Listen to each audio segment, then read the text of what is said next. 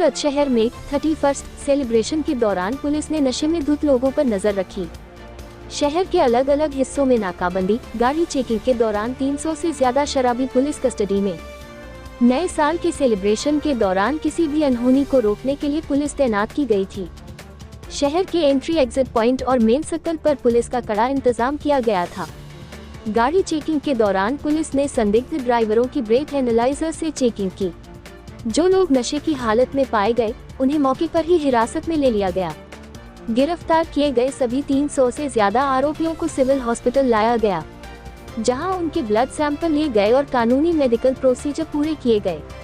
इन सभी लोगों के खिलाफ शहर के अलग अलग पुलिस थानों में प्रोहिबिशन एक्ट के तहत केस दर्ज किया गया और आगे की कार्रवाई की गई।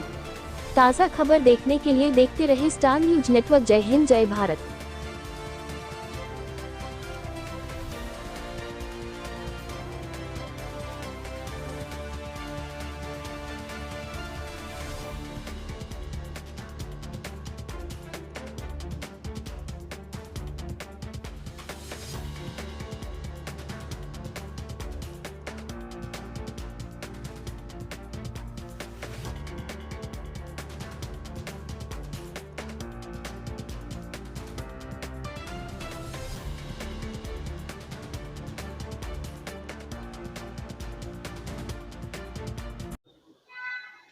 સામાન્ય રીતે પોલીસ સ્ટેશન તરફથી એમના વિસ્તારમાં જ્યાં પણ પીધેલા જોવામાં આવે છે તો એ લોકોને દારૂ પીધેલા આરોપીઓને અહીંયા લાવવામાં આવતા હોય છે અને મેડિકલ ઓફિસર દ્વારા એમની તપાસ કરીને એનું સર્ટિફિકેટ આપવામાં આવતું હોય છે અને એના બ્લડ સેમ્પલ લેવામાં આવતા હોય છે આલ્કોહોલ ટેસ્ટિંગ માટે, અને એ બ્લડ સેમ્પલ સીલ પેક કરીને ફોરેન્સિક સાયન્સ લેબોરેટરી ગાંધીનગરમાં મોકલવામાં આવતા હોય છે।